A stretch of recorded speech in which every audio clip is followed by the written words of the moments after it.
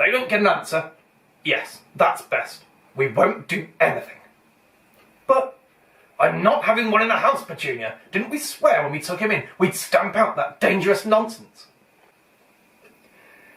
That evening, when he got back from work, Uncle Vernon did something he'd never done before. He visited Harry in his cupboard. "Where's my letter?" said Harry, the moment Uncle Vernon had squeezed through the door. "Who's writing to me?" "No one. It was addressed to you by mistake," said Uncle Vernon shortly. "I have burned it." "It was not a mistake," said Harry angrily. "It had my cupboard on it." "Silence!" yelled Uncle Vernon, and a couple of spiders fell from the ceiling. He took a few deep breaths and then forced his face into a smile, which looked quite painful. Yes, Harry. About this cupboard. Your aunt and I have been thinking you're really getting a bit big for it. We think it might be nice if you moved into Dudley's second bedroom." "Why?" asked Harry. "Don't ask questions," snapped his uncle. "Take this stuff upstairs now." The Dursleys' house had 4 bedrooms. One for Uncle Vernon and Aunt Petunia, one for visitors, usually Uncle Vernon's sister Marge, one where Dudley slept, and one where Dudley kept all the toys and things that wouldn't fit into his first bedroom. It only took Harry one trip upstairs to take everything he owned from the cupboard to this room. He sat down on the bed and stared around him. Nearly everything in here was broken. The month-old cine camera was lying on top of a small working tank Dudley had once driven over next door's dog. In the corner was Dudley's first ever television set, which he'd put his foot through when his favourite programme had been cancelled. There was a large bird cage which had once held a parrot that Dudley had swapped at school for a real air rifle, which was up on a shelf with the end all bent because Dudley had sat on it. Other shelves were full of books. They were the only things in this room that looked as though they'd never been touched. From downstairs came the sound of Dudley bawling at his mother.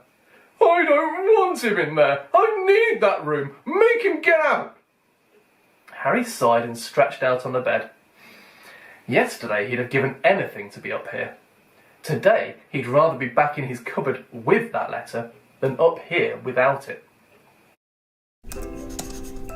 Smith's Toys. Next morning at breakfast, everyone was quite quiet. Dudley was in shock. He'd screamed, whacked his father with his smelting stick, been sick on purpose, kicked his mother, and thrown his tortoise through the greenhouse roof, and he still didn't have his room back. Harry was thinking about this time yesterday and bitterly wishing he'd opened the letter in the hall. Uncle Vernon and Aunt Petunia kept looking at each other darkly. When the post arrived, Uncle Vernon, who seemed to be trying to be nice to Harry, made Dudley go and get it. They heard him banging things with his smelting stick all the way down the hall. Then he shouted, "There's another one! Mr. H. Potter, the smallest bedroom, 4 Privet Drive!" With a strangled cry, Uncle Vernon leapt from his seat and ran down the hall, Harry right behind him. Uncle Vernon had to wrestle Dudley to the ground to get the letter from him, which was made rather difficult from the fact that Harry had grabbed Uncle Vernon around the neck from behind. After a minute of confused fighting, in which everyone got hit a lot by the smelting stick, Uncle Vernon straightened up, gasping for breath, with Harry's letter clutched in his hand.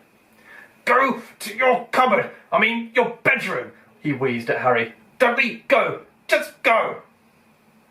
Harry walked round and round his new room. Someone knew he had moved out of his cupboard, and they seemed to know that he hadn't received his first letter. Surely that meant they'd try again, and this time he'd make sure they didn't fail. He had a plan. The repaired alarm clock rang at 6 o'clock the next morning. Harry turned it off quickly and dressed silently. He mustn't wake the Dursleys. He stole downstairs without turning